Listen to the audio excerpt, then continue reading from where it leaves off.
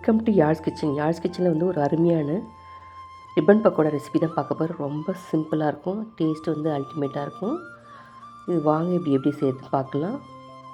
இதுக்கு வந்து நம்ம வந்து ஒரு 3 டம்ளர் வந்து இட்லி அரிசி வந்து ஒரு 3 மணி நேரம் ஊற வச்சுக்கோம். அது கூட காஞ்ச மிளகாவும் சேர்த்து ஊற வச்சுக்கோங்க. ஒரு 5-6 பல் பூண்டு வந்து எடுத்துக்கலாம். இது வாசனைக்கு நல்லாயிருக்கும். காஞ்ச மிளகா வேணான்றவங்க மிளகாத்தூள் கூட ஆட் பண்ணிக்கலாம். காஞ்ச மிளகா வேறு ஃப்ளேவர் இருக்குது. ஃபஸ்ட்டு காஞ்ச மிளகாவையும் பூண்டையும் வந்து நல்லா அரைச்சி எடுத்துக்கலாம். அரைச்சிட்டு அதுக்கப்புறம் வந்து அது கூடவே வந்து இட்லி அரிசியும் போட்டு நல்லா வந்து அரைச்சிக்கிட்டு 3 டம்ளர் இட்லி அரிசிக்கு 1 டம்ளர் வந்து உடச்சக்கல்லை போட்டு நல்லா நைஸ் பவுடராக்கி ஆட் பண்ணிக்கலாம். இந்த அளவுக்கு கொஞ்சம் தண்ணி இல்லாமல் ஓரளவுக்கு தண்ணி ஊற்றி ஆட் பண்ணி நல்லா எந்தளவுக்கு நைஸாக அரைக்க முடியுமோ அந்தளவுக்கு நைஸாக அரைச்சி எடுத்துக்கோங்க.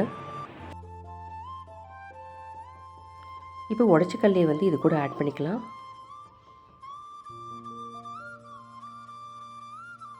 இப்போ வந்து இது கூட வந்து நம்ம வந்து பட்டரை ஆட் பண்ண போகிறோம்.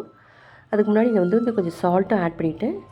இப்போ வந்து 1/2 கிலோ அரிசியாக இருந்தால் ஒரு 50 கிராம் கிட்ட வந்து நம்ம வந்து பட்டரை ஆட் பண்ணலாம்.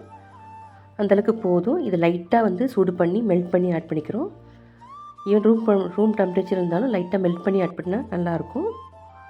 ஈவனாக மிக்ஸ் ஆகும். இப்போ இதில் வந்து நம்ம வந்து இதில் எள்ளு வேணால் ஆட் பண்ணிக்கலாம். இப்போ கொஞ்சம் காரம் கம்மியாக இருக்கிற மாதிரி இருந்தால நான் வந்து வெறும் மிளகாத்தூள் வந்து காஷ்மீர் சில்லி ஆட் பண்ணுறதுனால வெறும் மிளகாத்தூள் ஆட் பண்ணிக்கலாம். பெருங்காயம் கொஞ்சம் ஆட் பண்ணிக்கிறோம். ஆட் பண்ணி இது இப்போ வந்து பார்த்திங்கன்னா இந்த மாதிரி உள்ள கண்ணை வந்து நம்ம எடுத்துக்கிட்டு நான் இதை கொஞ்சம் கொஞ்சம் பெருசாக்கி வச்சுருக்கேன். இப்போ நம்ம வந்து எண்ணெய் காய வச்சாச்சு. நம்ம இதில் வந்து புழிஞ்சு எடுத்துக்கலாம்.